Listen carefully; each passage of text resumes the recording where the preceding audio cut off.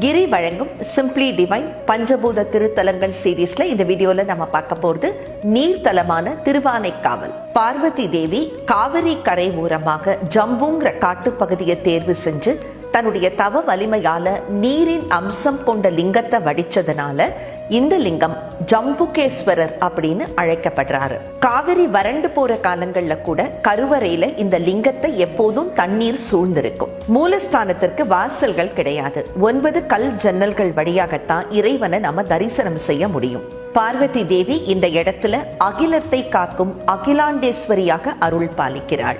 ஆரம்பத்துல உக்கிரமாக இருந்த அம்பாளுக்கு ஸ்ரீ சக்கரத்தை போன்ற காதணிகளை ஆதிசங்கரர் அணிவித்த பிறகு சாந்தி அடைந்ததாக சொல்வார்கள். சிவ தத்துவத்தையும் ஞானத்தையும் பார்வதிக்கு போதித்த இடம் அப்படிங்கிறதுனால சிவபெருமானுக்கும் பார்வதிக்கும் இங்கு குரு சிஷ்ய உறவு முறை.